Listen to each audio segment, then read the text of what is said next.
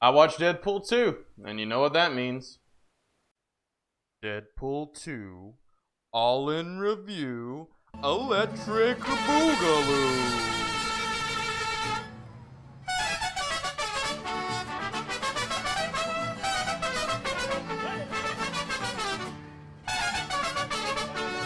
What's up, everybody? Paul here. Thank you for joining me for another all-in movie review. So today, as mentioned before, we're going to be doing Deadpool 2. This movie is, a lot of people was very, very excited about it. I was too. I loved the first Deadpool.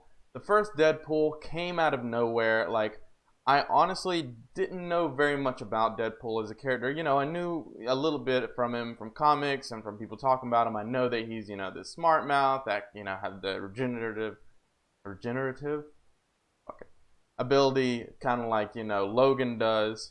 And I knew that he broke the fourth wall, stuff like that. I knew that he was supposed to be a funny character, but I did not have any real expectations going into the first movie, and that worked to my benefit because, man, did I love that movie. Like, that movie was it was a lot of fun. It's not like it kind of started what I feel like Marvel's doing now, which is making fun movies, besides, the newest Avengers movie, which, was a real downer. But other than that, like the Thor Ragnarok, which, for all intents and purposes, should have been a kind of a sad movie, but it wasn't. It was a lot of fun. And there's been a lot more Marvel movies doing that, and I think that's thanks to Deadpool. And so Deadpool kind of starts off like on a rather sad note, because, and man, that was really, really upsetting, like just really sad. Alexa, play the greatest song that there's ever been so I can boost my mood. I'm on it. Here's Bewitched by Blood on the Dance Floor on Spotify. Now that's what I'm talking about.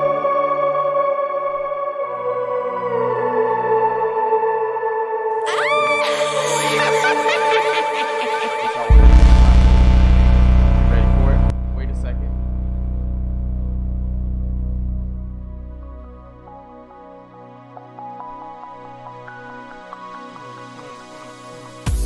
You're attractive, little witch. You're And then it beautiful. really gets into it. Your wickedness, little witch. Broke my Ooh, that'll boost heart. You got me bewitched, 'cause I'm under your spell. You must be a witch, 'cause I am living in hell. Now Alright, Cortana, that's enough. Because none of that actually matters. So we can get rid of all that shit. Because being sad in this movie isn't important. Like, it kind of is like, what is the fucking point of being sad in this movie? Because it's Deadpool. They're gonna break the fourth wall. They're gonna throw everything right out the window because that's what it is. And so to me, that's the biggest issue with this movie. Is it feels so disjointed, and it's hard to care about anything because something happens to him. Like, throughout the movie, he's pretty much trying to kill himself. Like, it just doesn't matter. He can die over and over and over and over, and he's always gonna come back.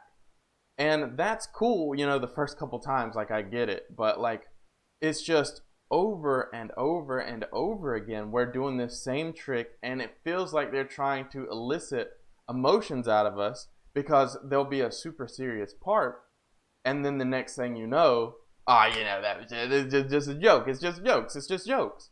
So, like, I get it. Any other movie that did this, I think would be terrible. But it's solely because it's how Deadpool is, and it's what you can expect from Deadpool. It works in his universe. So, in a way, like, you can't hate it, but at the same time, like I get what they're doing. Like, I get it. This is what you're doing, and it's on purpose. It's part of the Deadpool joke. But at the same time, it didn't make me enjoy that anymore. You know what I mean? And so, but let's forgive that. Let's move past that part, because that's what Deadpool is. They might try to make it serious for a little bit, and then they'll reverse that back. Fine. You know what? Okay, that's cool. But that doesn't help that the overarching, it just feels like they made a bunch of scenarios. Like, isn't this scenario cool? Isn't this scenario cool? Isn't this scenario cool? And then they made a very thin plot that strung it all together.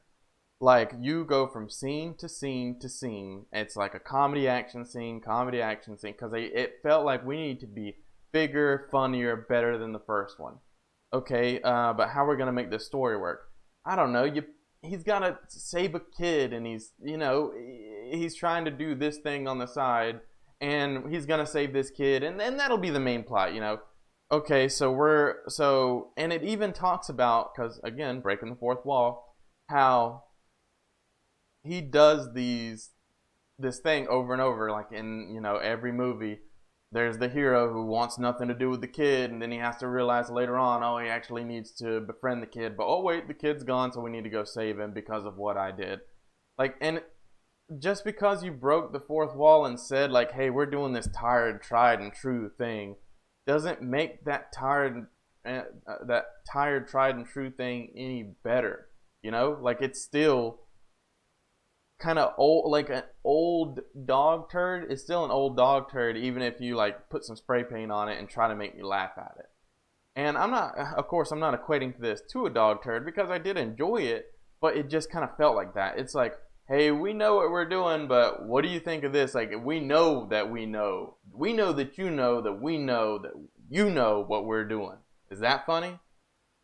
Maybe a little bit, but like, it's not enough that I want to. It's a 2-hour movie that you're stringing me along with this, and you're putting in parts to the movie that you're wanting me to care about, but in the next scene you're like, fuck that shit. You don't need to care about any of that. That doesn't matter, man. Like, it's Deadpool. It's gonna be cool.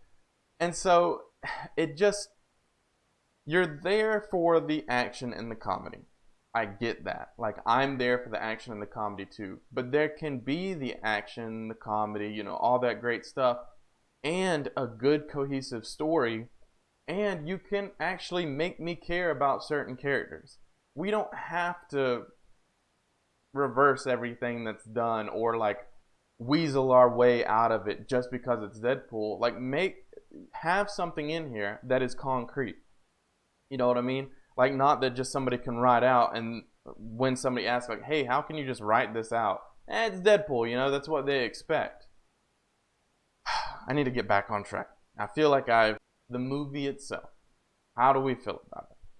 Well, I think the action in this movie is pretty great. I mean, it's bombastic. It's pretty much they did what they did in the first movie, but made it better. I mean, I have no problem at all with the action scenes in this movie. You get a couple new characters. I love Cable. Like, I think Cable is a super cool character. Josh Brolin is one of my favorite actors, so I think he's actually cast fantastically in this. And the other good thing about this is he gets together a crew.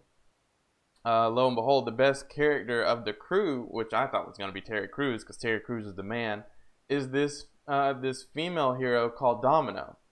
And her superpower is that she's super lucky, and he makes a joke about it. I was like, what does that even mean? He's like, that's not really a superpower.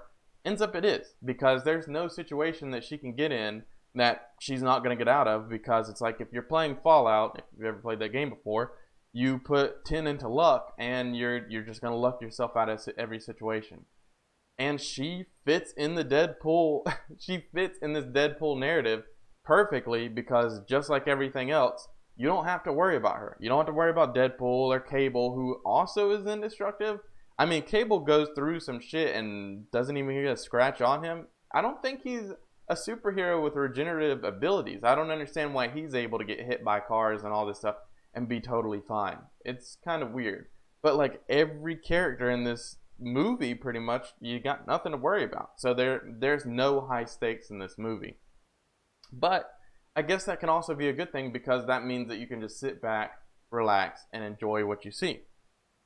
And that would be okay if the story was a little bit better. To me, like, the story didn't hold up. Like as I said before, as they mentioned in the movie, it's a tried and true narrative that's been done to death. But as I said, the characters that they introduce are cool. Some don't stick around for very long, but the ones I would actually like to see a movie just with Domino. That's how much I enjoyed her character. The actress who plays Domino did a fantastic job. I didn't recognize her from any other movie, so I don't know if she's a newer actress or maybe she's just been in things that I haven't seen. I have no clue. But I loved her in this movie, and I thought she did a great job. I loved the character. Ryan Reynolds killed it as always. You know, like I said before, got no problems with characters. The comedy, like I said, you're coming here for the action. You're coming here for the comedy. You get both. This was a very funny movie. This is one of the most recent movies I can think of that made me just bust out laughing out loud. And watching comedies and stuff, a lot of stuff is kind of played out. But this movie made me laugh out loud. There was some genuinely funny parts of this movie that got me.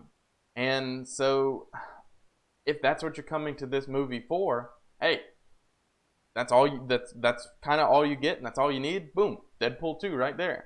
So I'd probably give Deadpool 2 3 Green Lanterns out of 5. Anyways, that's the end of this movie review. If you enjoyed the video, hit that like button so that I know that I'm on the right track. Drop me a comment down below. Let me know what you think about Deadpool as a character. And if you've already seen this movie, let me know what you think. I'd love to hear from you. If you're not already subbed, hit that subscription button so that you'll know when my new videos go up and when I go live. But other than that, like I said, appreciate you stopping by. I hope to see you next time. Bye-bye.